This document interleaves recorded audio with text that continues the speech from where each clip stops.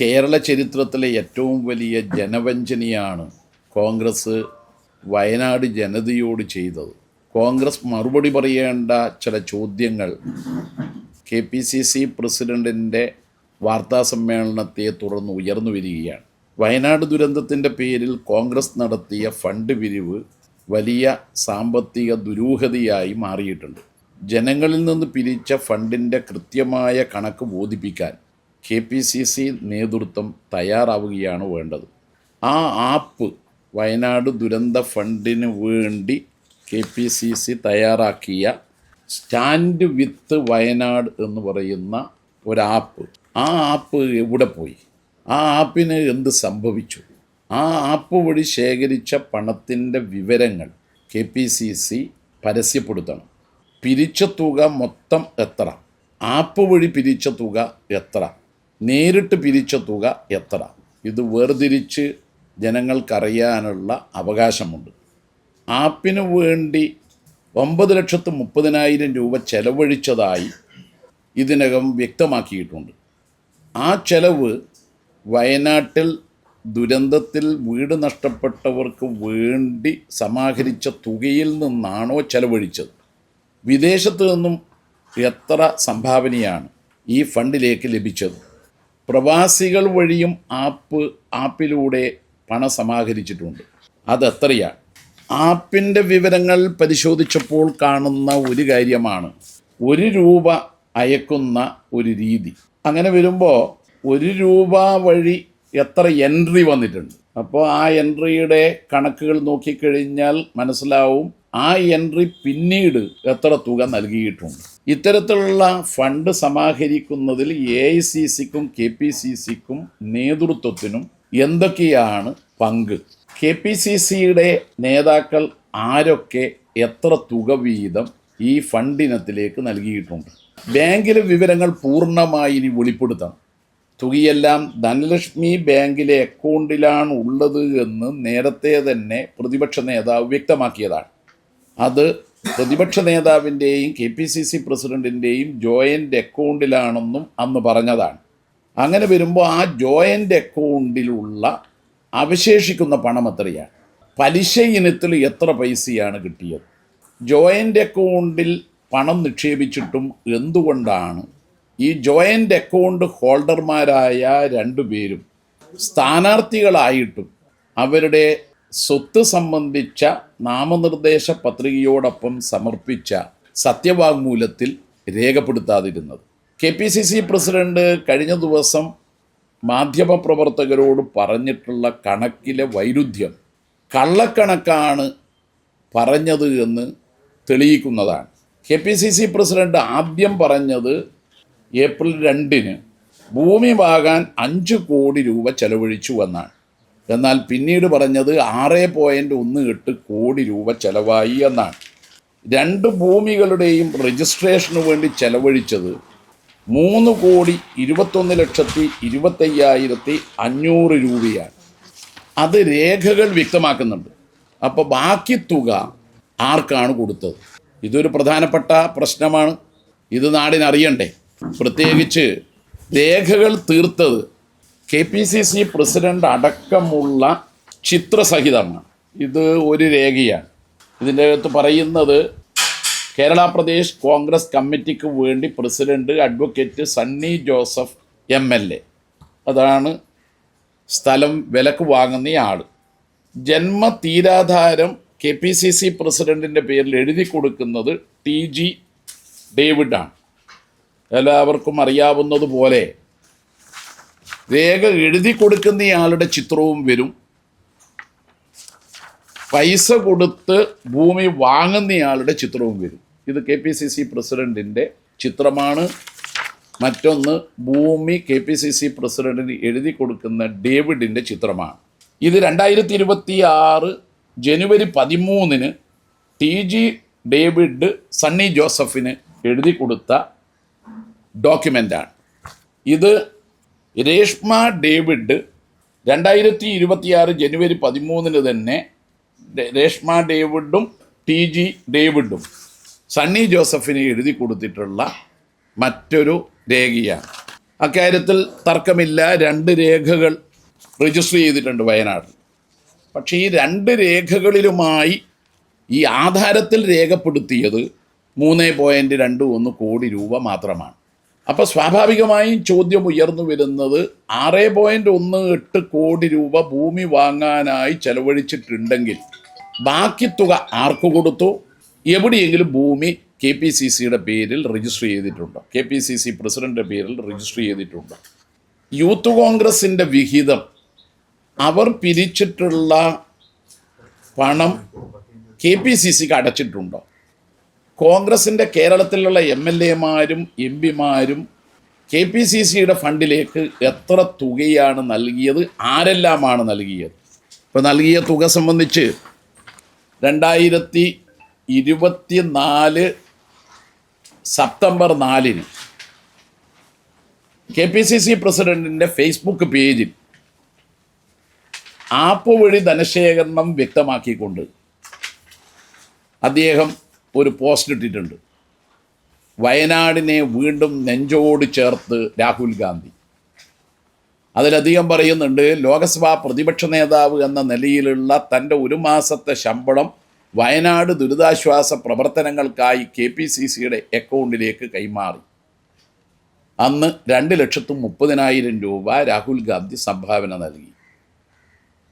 KPCCയുടെ അക്കൗണ്ടിലേക്ക്, മുഖ്യമന്ത്രിയുടെ ദുരിതാശ്വാസ നിധിയിലേക്കല്ല.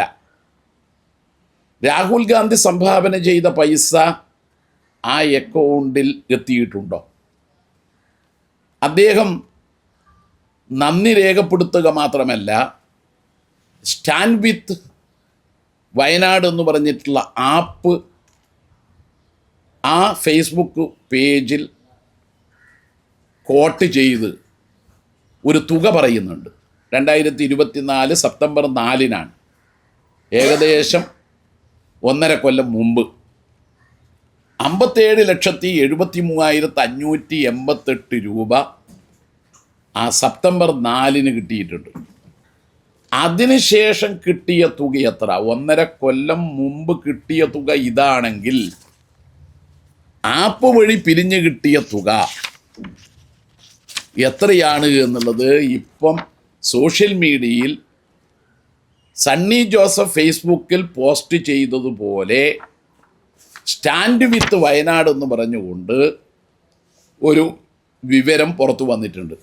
അത് പ്രകാരമാണെങ്കിൽ 54,49,78,056 എന്ന് പറഞ്ഞാൽ അതിൻ്റെ അർത്ഥം സ്റ്റാൻഡ് വിത്ത് വയനാട് എന്ന് പറയുന്ന ആപ്പ് വഴി പിരിഞ്ഞ തുക സംബന്ധിച്ച് സോഷ്യൽ മീഡിയയിൽ വ്യക്തമാക്കപ്പെട്ടത് 54 കോടിയാണ്.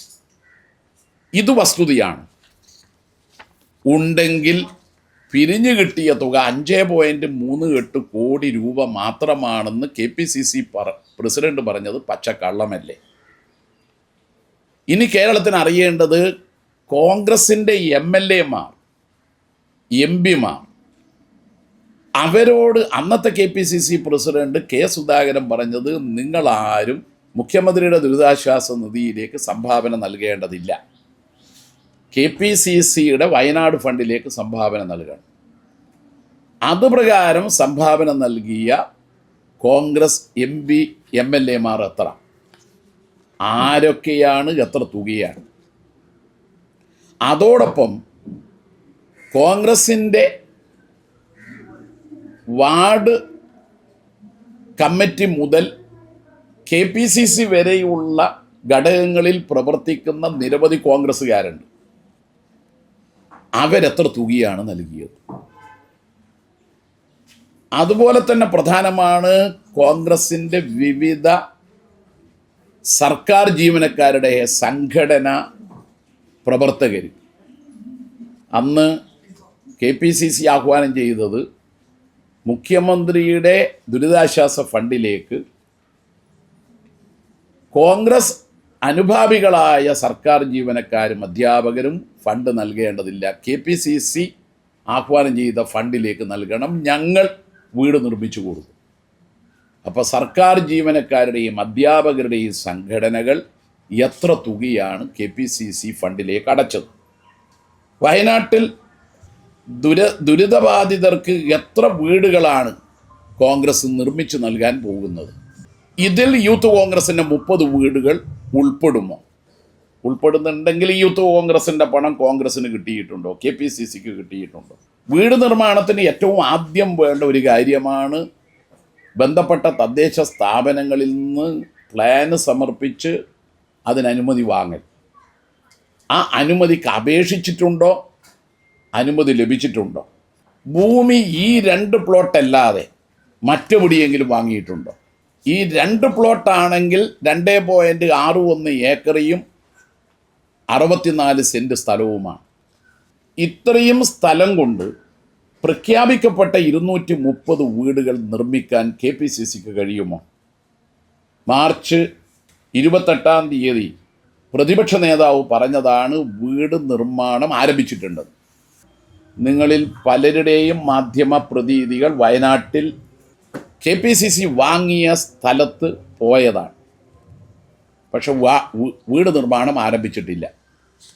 DCC പ്രസിഡന്റ് പറഞ്ഞത്, വയനാട് DCC പ്രസിഡന്റ്, വീട് നിർമ്മാണം എന്ന് ആരംഭിക്കുമെന്ന് പറയാനാവില്ല എന്നാണ്. അങ്ങനെയാണെങ്കിൽ എന്തിനാണ് കള്ളം പറഞ്ഞത്? KC വേണുഗോപാൽ കഴിഞ്ഞ ദിവസം പ്രഖ്യാപിച്ചു, വീട് നിർമ്മാണം ഞങ്ങൾ ഭരണത്തിലെത്തിയതിന് ശേഷം ആരംഭിക്കും എന്ന് പറഞ്ഞാൽ KPCC ഫണ്ട് പിരിച്ചിട്ട് വീട് നിർമ്മിക്കുമെന്ന് പറഞ്ഞത് സർക്കാരിൻ്റെ ഫണ്ട് ഉപയോഗിച്ച് വീട് നിർമ്മിക്കാൻ വേണ്ടിയാണോ? ഇപ്പോൾ കോൺഗ്രസ് ഭരണത്തിലെത്തിയിട്ടില്ലെങ്കിൽ വീട് നിർമ്മിക്കില്ല എന്നാണോ? അതും അവർ വ്യക്തമാക്കേണ്ട കാര്യമാണ്. രജിസ്ട്രേഷൻ ചെലവ് ഉൾപ്പെടെ എത്ര തുകയാണ് ചെലവായത് സംബന്ധിച്ച് ഒരു കണക്ക് പറയുന്നുണ്ട്. ആ കണക്ക് നോക്കുമ്പോൾ ഈ ഭൂമിയുടെ വിലയുടെ നിശ്ചിത വിഹിതമാണ് രജിസ്ട്രേഷന് വേണ്ടി വരുന്നത് എന്നുള്ളതിനെ കണക്ക് നോക്കുമ്പോൾ അത്ര ചിലവാകില്ല. എന്നാൽ വയനാട് DCCക്ക് KPCC ഈ അക്കൗണ്ടിൽ നിന്ന് 50 ലക്ഷം രൂപ കൊടുത്തതായി രേഖകൾ തെളിയിക്കുന്നുണ്ട്. ഭൂമിയുടെ രജിസ്ട്രേഷന് വേണ്ടുന്ന ചെലവ് 36 ലക്ഷമാണ്. ബാക്കി 14 ലക്ഷം എവിടെ പോയി? മറ്റൊരു കണക്ക് വ്യക്തമാക്കുന്നത്, ദർശന എന്ന പേരിൽ 2026 ഫെബ്രുവരി 21 1 കോടി രൂപ കൈമാറിയിട്ടുണ്ട്. അതെന്താവശ്യത്തിനാണ്? 2024 ഡിസംബർ മാസം MK ഹാരിസ് എന്നയാൾക്ക് 16 ലക്ഷം രൂപ ഈ ഫണ്ടിൽ നിന്ന് കൊടുത്തതായിട്ടുള്ള റിപ്പോർട്ടുണ്ട്. അതെന്തിനാണ്? ധനലക്ഷ്മി ബാങ്കിലെ അക്കൗണ്ട് 5.38 കോടി രൂപയാണെങ്കിൽ അതിൽ എത്ര പേരുടെ എൻട്രി ഉണ്ട്? കാരണം ഗൂഗിൾ പേ വഴിയോ മറ്റ് ബാങ്ക് ട്രാൻസാക്ഷൻ വഴിയോ ഒക്കെയാണെങ്കിൽ, ആപ്പ് വഴിയോ മറ്റോ ആണെങ്കിൽ ആ എൻട്രി വളരെ പ്രധാനമാണ്.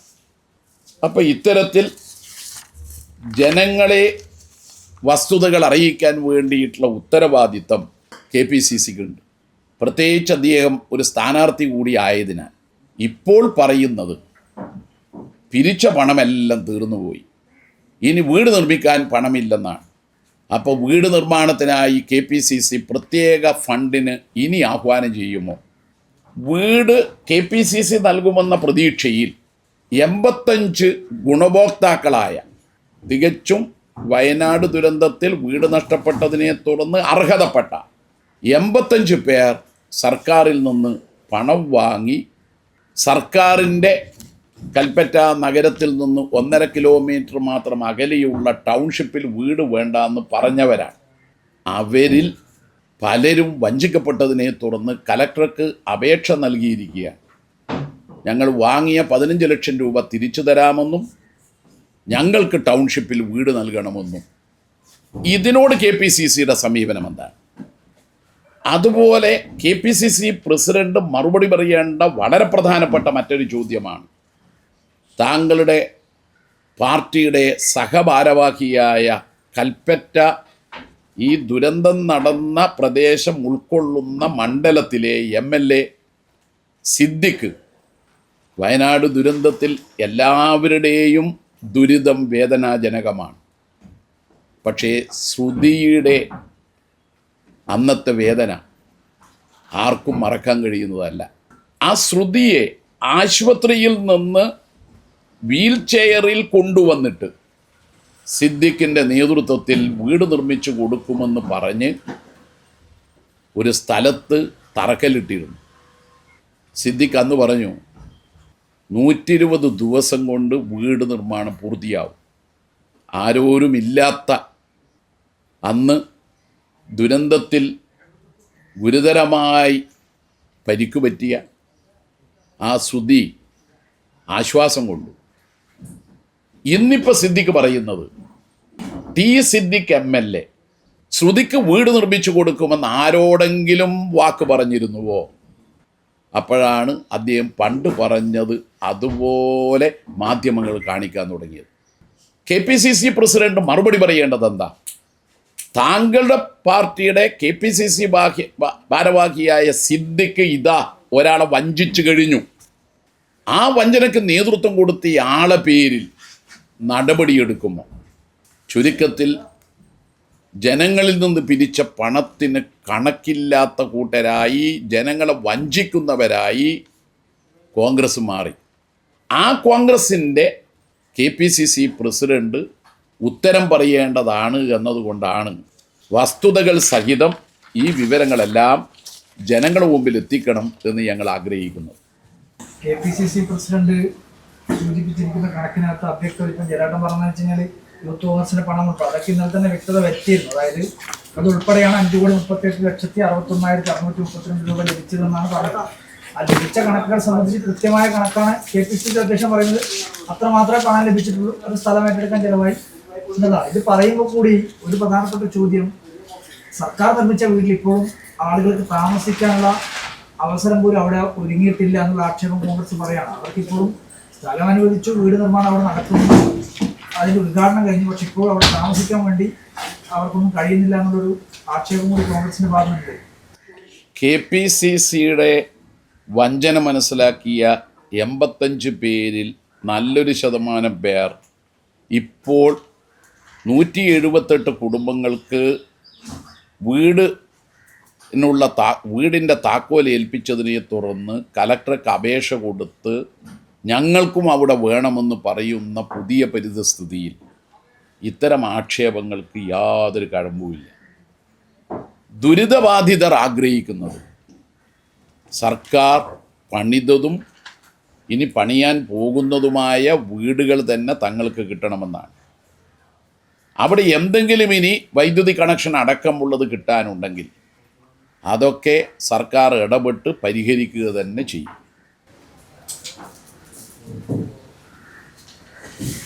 400 വീട് എന്നാണ് അവർ ആദ്യം പ്രഖ്യാപിച്ചത്. അതിലിപ്പോഴും 138 വീടുകളാണ് ആദ്യഘട്ടത്തിൽ നിർമ്മാണം പൂർത്തിയായത്. സർക്കാരിൻ്റെ വീട് തന്നെ പൂർണ്ണമായും നിർമ്മാണം പൂർത്തിയായിട്ടില്ലല്ലോ ഇപ്പോഴും. LDFനെ കുറിച്ച് ജനങ്ങൾക്കറിയാം. LDF സർക്കാർ ഒരു വാക്ക് പറഞ്ഞാൽ അത് നടപ്പാക്കും. UDFനെ പോലെയല്ല. UDF 2011 അധികാരത്തിൽ വരുന്നതിന് മുമ്പ് ജനങ്ങളുടെ മുമ്പാകെ നൽകിയ വാഗ്ദാനം മാനിഫെസ്റ്റോവിലൂടെ അധികാരത്തിൽ വന്നാൽ ഭവനരഹിതരായ മുഴുവൻ ആളുകൾക്കും വീട് വെച്ച് കൊടുക്കുമെന്നാണ്. അവരധികാരത്തിൽ വന്ന് 5 വർഷം ഭരിച്ചു. അവരാകെ പണിത വീട് 4000 താഴെയാണ്. എന്നാൽ ഇടതുപക്ഷം 5 ലക്ഷത്തിലേറെ വീട് നിർമ്മിച്ചു കൊടുത്തു. അപ്പോൾ വാക്ക് പറഞ്ഞാൽ വാക്കാണ്. അതുകൊണ്ട് വയനാട്ടിൽ അവശേഷിക്കുന്ന വീട് കൂടി നിർമ്മിച്ച് അത് പണി പൂർത്തിയാക്കി അവശേഷിക്കുന്ന അർഹരായ ദുരന്ത ബാധിതർക്ക് നൽകുക തന്നെ ചെയ്യും.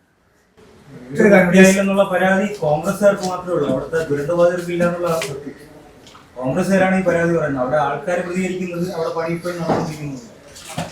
അത് ജനങ്ങൾക്കറിയാം. അവിടെയുള്ള ഗുണഭോക്താക്കളായ ആളുകൾ എല്ലാ ദിവസവും അവശേഷിക്കുന്ന വീടിൻ്റെ ഗുണഭോക്താക്കൾ വൈകുന്നേരം പോവുകയും അവിടെയുള്ള മറ്റുള്ളവരുമായി കാണുകയും ആ വീട് തങ്ങൾക്ക് കൂടി അവകാശപ്പെട്ട വീടിൻ്റെ നിർമ്മാണം വേഗതയിലാക്കാൻ അവർ കൂടി സഹായിക്കുന്നുണ്ട്.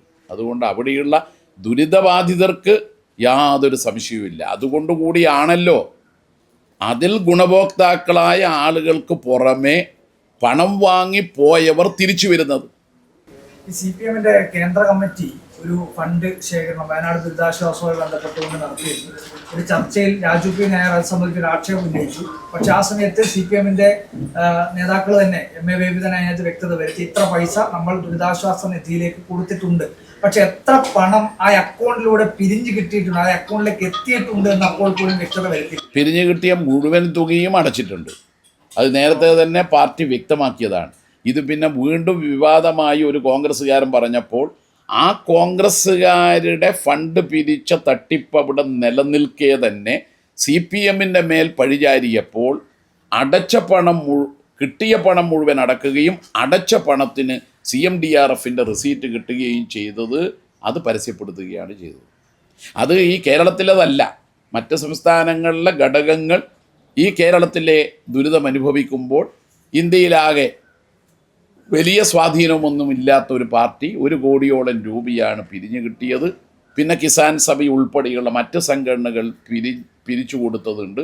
അതെല്ലാം ഘടകങ്ങൾ കൊടുത്തിട്ടുള്ള പണമാണ്. അത് ഈ CMDRFലേക്ക് കൊടുത്ത് റെസീറ്റ് കിട്ടിയിട്ടുണ്ട്.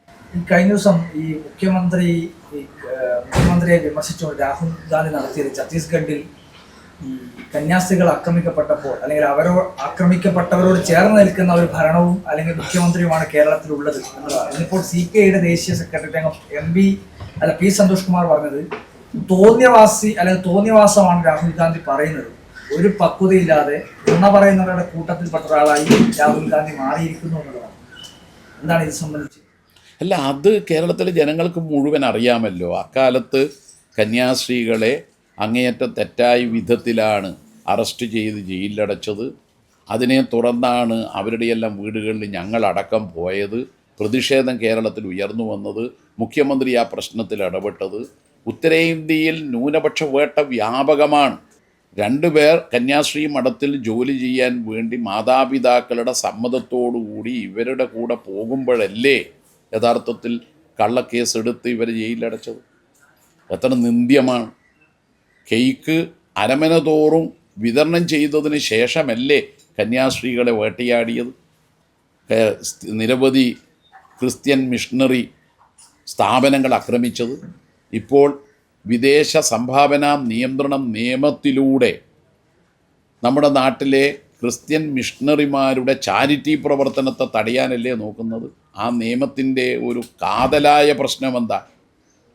ആ നിയമം എന്തെങ്കിലും ലംഘനമുണ്ടെന്ന് ഗവൺമെൻറ് നിയോഗിക്കുന്ന ഏജൻസി കണ്ടെത്തിയാൽ പിന്നെ സ്വത്ത് മുഴുവൻ പിടിച്ചെടുക്കലാണ്. ഒരാൾ തെറ്റ് ചെയ്തെന്ന് കണ്ടെത്തിയ ഉടൻ കൊല്ലാൻ പറ്റുമോ?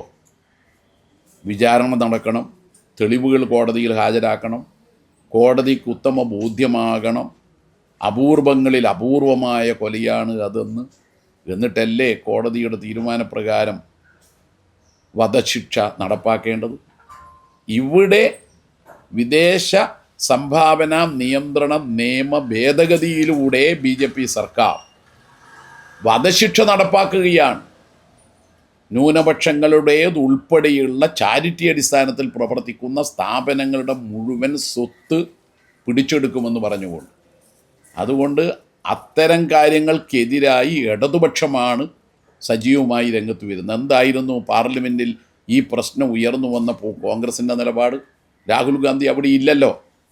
രാഹുൽ ഗാന്ധി ഇത്തരമൊരു ഗൗരവമായ നിയമനിർമ്മാണം കൊണ്ടുവരാൻ കേന്ദ്ര ഗവൺമെൻറ് തയ്യാറാകുന്നു എന്ന റിപ്പോർട്ട് വന്നാൽ പ്രതിപക്ഷ നേതാവ് അവിടെ ഉണ്ടാവണ്ടേ?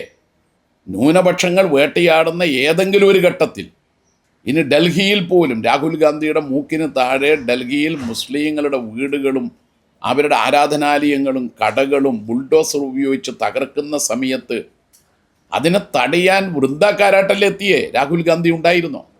ഉത്തരേന്ത്യയിൽ ന്യൂനപക്ഷങ്ങൾ, അത് മുസ്ലിങ്ങളായാലും ക്രിസ്ത്യാനികളായാലും വേട്ടയാടപ്പെടുമ്പോൾ അവരുടെ സംരക്ഷണത്തിന് രാഹുൽ ഗാന്ധി അല്ല, ഇടതുപക്ഷമാണ്. ആ രാഹുൽ ഗാന്ധി ഇവിടെ വന്നപ്പോൾ കുറ്റബോധം കൊണ്ട് പറഞ്ഞതാവാം മുഖ്യമന്ത്രിക്കെതിരായ കുറ്റപ്പെടുത്തൽ. ഈ 10 വർഷമായിട്ട് ഭരണത്തില്ലാത്ത ഒരു പാർട്ടി അവരുടെ പാർട്ടി പ്രവർത്തകരിൽ നിന്നും പണം സ്വരൂപിച്ച പണം കൊണ്ട് വീട് വെക്കാൻ ഒരു 4 ഏക്കർ സ്ഥലം എടുത്തിട്ടുണ്ടെങ്കിൽ അതിന് പ്രോത്സാഹിപ്പിക്കല്ലേ വേണ്ടത്. കുറ്റം പറയുന്നില്ലല്ലോ ഞങ്ങൾ. നിങ്ങൾ അതിന്റെ മുട്ടസൂചിയോടുള്ള അല്ല മുട്ടുസൂചിക്കും കണക്ക് വേണം. അതിനെ പ്രോത്സാഹിപ്പിക്കല്ലേ വേണ്ട 10 വർഷം. അതെ, പ്രോത്സാഹിപ്പിക്കുന്നു. നാളെ വീടിന്റെ പണി ആരംഭിക്കുകയാണെങ്കിൽ പ്രോത്സാഹിപ്പിക്കുന്നു. അതോടൊപ്പം സർക്കാർ സംവിധാനം മുഴുവൻ ഉണ്ടായിട്ടും വിദ്യാർത്ഥികളെ ഉൾപ്പെടെ പൈസ വാങ്ങിയിട്ടും 140 വീടല്ലേ സർക്കാർ നിർമ്മിക്കാൻ കഴിയുള്ളൂ. വീട് നഷ്ടപ്പെട്ട 3 വർഷം കൊണ്ട് വീട് നഷ്ടപ്പെട്ട മുഴുവൻ ആളുകൾക്കും വീട് വെച്ച് കൊടുക്കും. മുഴുവൻ ആളുകൾക്കും. കോൺഗ്രസും UDF കോൺഗ്രസും പറയുന്നത് ഞങ്ങൾ വീട് വെച്ച് കൊടുക്കും, നമ്മൾ കിട്ടിയ പൈസ കൊണ്ട് സ്ഥലം വാങ്ങി AICCയുടെയും KPCCയുടെയും ഫണ്ട് ഉപയോഗിച്ച് വീട് വെക്കും, പിന്നീട് തിരിക്കുന്നില്ല എന്നാ പറഞ്ഞത്. അപ്പൊ അതിനെ പ്രോത്സാഹിപ്പിക്കുന്ന ഒരു സമീപനമല്ലേ? അതെ, പ്രോത്സാഹിപ്പിക്കുന്നതാണ് ചെയ്യേണ്ടിയിരുന്നത്. താങ്കൾ പറഞ്ഞതുപോലെ എന്തിനാ വീട് നിർമ്മാണം ആരംഭിച്ചു എന്ന് കള്ളം പറഞ്ഞ്? ആ കള്ളത്തെ പ്രോത്സാഹിപ്പിക്കണം. അതിന്റെ പ്രോസസ്സാണിത്. ഒരു വീട് നിർമ്മാണ പ്രവർത്തനം അവിടെ കല്ലിട്ടതിന് ശേഷം അവിടെ കുറ്റിയടിച്ച് പണി ആരംഭിച്ചു എന്നുള്ളത് അതിൻ്റെ തുടക്കമാണ് അല്ലേ? അപ്പോൾ ഇപ്പോൾ പോകാം നമുക്ക് രണ്ടാക്കും. അവിടെ കുറ്റിയടിച്ച് കല്ല് മിക്കവാറും ഇരിട്ടി മേഖലയിൽ നിന്നായിരിക്കും ചെങ്കല്ല് കൊണ്ടുപോവുക. നമുക്ക് പോകാം. എന്തിനാണ് കള്ളം പറഞ്ഞത്? എന്തിനാണ് 3.21 കോടി രൂപ മാത്രം ഭൂമി വാങ്ങാൻ പണം ചെലവഴിച്ചിട്ട് 6.18 കോടിയാണ് സ്ഥലം വാങ്ങാൻ ചെലവായത് എന്ന് പറഞ്ഞത്? ഇതിനാണ് ഉത്തരം പറയേണ്ടത്. അന്ന് തന്നെ പറഞ്ഞാൽ പോരെ? മുഖ്യമന്ത്രി നിങ്ങൾ നമ്മളിപ്പോ ഉള്ള വാല്യൂഷൻ അല്ലല്ലോ കാണിക്കുക രേഖയില്. അത് വാല്യൂഷൻ കുറച്ച് കാണിച്ച സ്ഥലമായിരിക്കും. അപ്പോൾ വാല്യൂഷൻ കുറഞ്ഞ ശരി. അപ്പോൾ ശരി,